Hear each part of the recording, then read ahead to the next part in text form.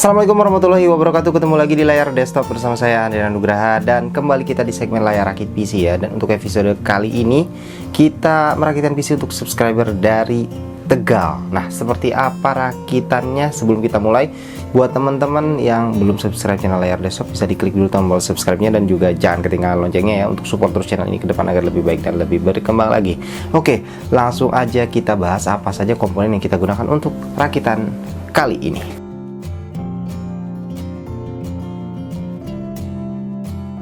Rakitan kali ini saya beri tema edisi move on ya. Move on dari apa? Move on dari harga VGA ya. Ya, sebagian besar dari kita banyak yang berharap VGA segera turun supaya bisa ngerakit.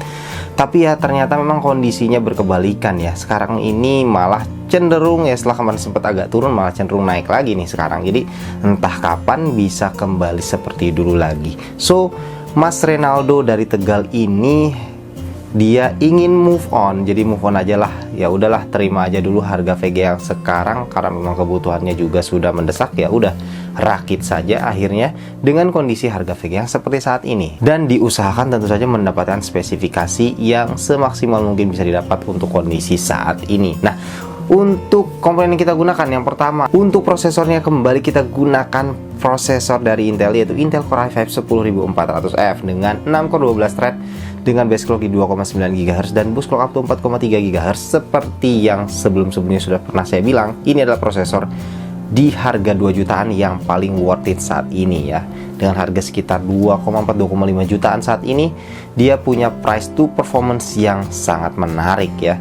Dengan harga yang nggak melonjak tinggi, cenderung masih cukup stabil, walaupun sempat ada kenaikan juga harga dari prosesor satu ini. Tapi sekarang ini saya lihat harganya masih cukup reasonable dengan performance yang diberikan ya. Dengan harga segitu saya rasa pilihan terbaik saat ini untuk prosesor 2 jutaan adalah Intel Core i5 10400F. Nah, kembali kita gunakan prosesor yang satu ini. Dan ya, untuk kesekian kalinya ya, udah sangat sering kita pakai ini. Dan seperti apa performanya nanti dengan kombinasi komponen yang kita gunakan untuk rakitan kali ini, nanti kita akan lihat ya. Kemudian untuk motherboard, nah seperti halnya rakitan yang lalu ya, dimana kita menggunakan chipset B560 ya. Kalau yang lalu kita pakainya dari ROG Strix B560F Gaming Wi-Fi yang harganya cukup mahal, dan kita bisa gunakan RAM yang lebih kencang ketika itu. Nah, kali ini pun juga temanya seperti itu, tapi kita pakai motherboard yang lebih murah, yaitu kita pakai ASRock B560 M Pro 4 ya. Ini adalah motherboardnya ASRock chipset B560 ukuran M.ATX yang cukup terjangkau. Harganya sekitar 1,6 jutaan, tapi tentu saja sudah punya fitur-fitur yang cukup mumpuni. Dan tentu saja kita bisa gunakan RAM yang speednya lebih kencang dengan menggunakan motherboard yang satu ini. Dan berikutnya untuk VGA card. Nah, ini adalah komponen termahal yang kita gunakan di rakitan kali ini. Seperti biasa ya, hampir setiap rakitan PC itu pasti VGA card yang paling mahal. Nah, untuk rakitan kali ini kembali kita gunakan RTX 3060, tapi kali ini kita ambil dari Zotac ya, yang seri Twin Edge-nya, yaitu Zotac RTX 3060 Twin Edge. RTX 3060 ini tergolong juga cukup fluktuatif ya harganya ya, dimana dia sempat dulu harga tertingginya menyentuh di atas 15 jutaan gitu kan, harga tertingginya ketika harga VGA lagi sangat tinggi, dan sempat turun ke harga yang paling bagusnya itu di tahun ini di sekitar 10 jutaan.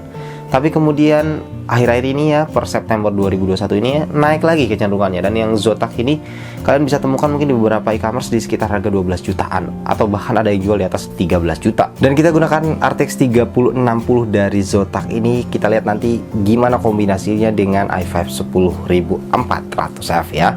Dan berikutnya untuk RAM. Nah, seperti yang sudah dibahas tadi, kita pakai motherboard B560M Pro 4 dari ASRock. So kita kali ini bisa pakai RAM yang lebih kencang tentu saja, karena motherboardnya sudah support overclocking memori ya. Nah, untuk RAM-nya sendiri kali ini kita gunakan dari Adata, yaitu Adata XPG Spectrix D50 2x8 GB ya, 16 GB kit 3200 MHz CL16. Dan kita pakai yang warnanya putih di sini ya, supaya agak cocok dengan komponen-komponen lainnya yang juga banyak yang nuansa putihnya di rakitan kali ini. Nah, berikutnya untuk SSD. Nah, di sini kita gunakan SSD dari Adata juga, yaitu Adata SX 6000 Lite 512 GB ya. Jadi ini kapasitas yang cukup lumayan besar lah ya, 512 GB. Nah, tentu saja SSD yang satu ini sudah sangat cukup ya untuk dijadikan baik itu untuk operating system maupun sebagiannya untuk storage ya, saya rasa bisa ya, 512 GB sudah cukup sekali gitu ya. Dan untuk extra storage berikutnya kita tambahkan satu hard disk ya, berkapasitas 1 TB dari WD Blue, yaitu WD Blue Caviar ya. Dan untuk power supply di sini kita gunakan power supply dari Corsair ya, yaitu Corsair CV550 550 watt 80 plus bronze. Ini adalah power supply yang sudah bersertifikasi 80 plus bronze, yang pastinya juga punya kualitas yang bagus. Saya pikir ya, di antara power supply yang bersertifikasi 80 plus bronze, salah satu yang terbaik itu adalah yang dari Corsair seri CV-nya ini gitu ya. Jadi kita kembali pakai yang ini karena udah berkali-kali kita juga pakai power supply dari Corsair yang satu ini. Nah, untuk CPU cooler, nah di sini kita gunakan dari Cooler Master, yaitu Cooler Master Hyper 212 LED yang berwarna putih. Kali ini kita gunakan di sini ya. Dan ini bisa dibilang sebagai legendnya air cooler ya, karena seri Hyper 212 ini memang sudah sangat lama sekali dan dia beberapa kali keluar model-model barunya gitu ya. Dan termasuk salah satunya yang tipe yang satu ini gitu kan. Tapi nenek moyangnya si Hyper 212 ini udah lama sekali. Dan performance tentu saja nggak usah diragukan, apalagi hanya untuk sekedar handle sebuah i5 10400F udah pasti bisa di-handle dengan sangat mudah oleh air cooler yang satu ini. Dan yang terakhir di sini untuk casing ya, kita gunakan sebuah casing dari Paradox Gaming ya, yaitu Paradox Gaming Dragon Slayer yang warna putihnya ya. Dimana casing yang satu ini harganya sekitar 600.000 kurang sedikit ya.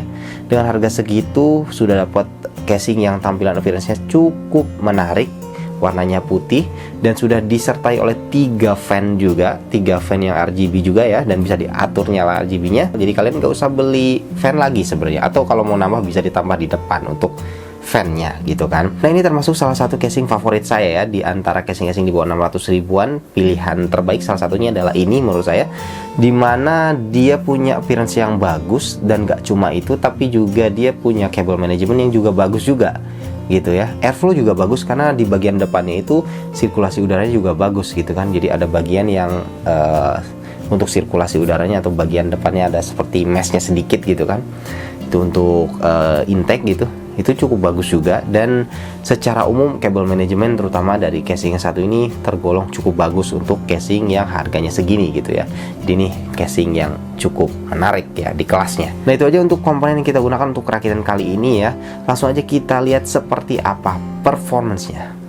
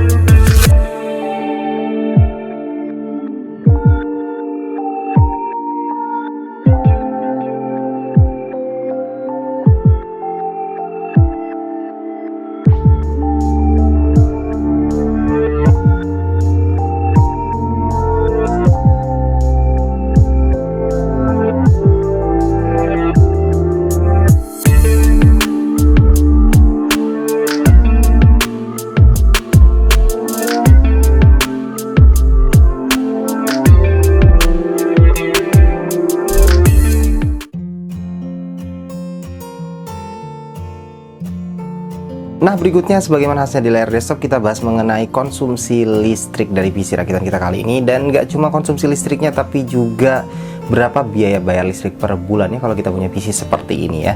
Nah, untuk PC yang satu ini ketika kita coba gaming load dengan Cyberpunk 2077 ya, itu konsumsi listrik rata-ratanya sekitar 270 watt. Dengan rata-rata konsumsi listrik seperti itu dan performance yang diberikannya tadi, bisa teman-teman lihat bahwa secara performance terhadap konsumsi listriknya saya rasa ini cukup kategori yang menengah lah ya. Bisa dibilang ya nggak boros juga, tapi ya nggak irit juga sih kalau untuk kelas seperti ini ya. Untuk biaya bayar listrik per bulannya kira-kira berapa kalau kita punya PC seperti ini? Seperti biasa kita coba simulasi dengan 3 kondisi, yaitu pemakaian 3 jam per hari, 6 jam per hari, dan 12 jam per hari. Untuk pemakaian 3 jam per hari itu estimasi bayar listrik per bulannya adalah sekitar Rp35.106.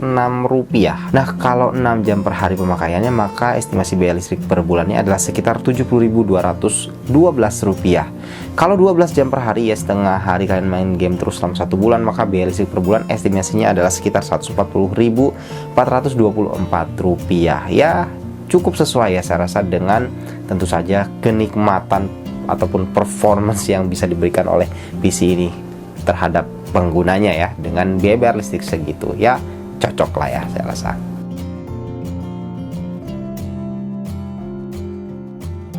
Oke teman-teman, itulah tadi ya rakitan PC kita kali ini, kombinasi antara i5 10400F dengan RTX 3060 dari Zotac yang seri Twin Edge-nya ini.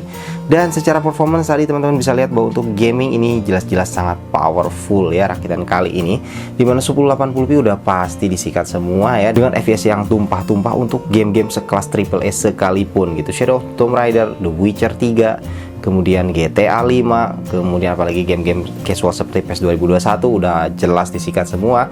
Dan tentu saja rakitan seperti ini atau kombinasi seperti ini juga bisa digunakan untuk gaming di 1440p, atau lebih tepatnya malah untuk 1440p ya kalau untuk kombinasinya seperti ini. Jadi ini kombinasi yang menarik ya. Dan seperti yang di awal tadi saya bilang, ini adalah edisi move on. Jadi move on dari kondisi harga-harga VGA saat ini ya. Gimana caranya kita memanfaatkan budget yang ada untuk dapat PC yang performance-nya sesuai dengan harapan kita lah ya, yang sesuai dengan kondisi saat ini juga, kondisi harga sekarang. Sebisa mungkin memanfaatkan budget itu untuk dapat performance yang maksimal sesuai dengan budgetnya tentu saja. Nah, untuk rakitan kali ini saya rasa ya memanfaatkan budget yang ada untuk dapat performance yang semaksimal mungkin gitu, ini bisa membantu juga untuk membuat kita lebih move on lagi ya dari harga-harga yang saat ini kondisinya lagi begini gitu kan. Nah, untuk PC ini sendiri berapa budgetnya? Nah, untuk budgetnya itu adalah sekitar 21 jutaan ya. 21 jutaan sudah dapat RTX 3060 dan tentu saja berbagai macam komponen yang tadi kita sebutkan ya. Dan berapa tepatnya nanti akan saya taruh di sini untuk detail dari budgetnya. Dan sebenarnya sih masih bisa kalau mau di press lagi beberapa komponen, masih bisa ya. Misalnya motherboard kalian bisa press lagi, kalau mau nggak mau pakai B560M bisa pakai B460 atau bahkan H410 pun masih bisa gitu kan untuk dikombinasikan dengan i5 10400F. Kemudian SSD di sini 512 kalian bisa turunkan juga kalau mau lebih murah gitu kan. Hard disk ya turunin juga kalau misalnya budgetnya mepet gitu kan. Ya, yang paling utama adalah prosesor dan juga VGA card-nya ya. Yang lainnya masih bisa diotak-atik untuk dapat budget yang lebih murah lagi gitu. Oke, itu aja untuk kerakitan kali ini. Mudah-mudahan bisa memberi manfaat buat teman-teman di rumah ya. Terima kasih teman-teman sudah menonton. Jangan lupa support terus channel ini agar ke depan lebih baik lagi.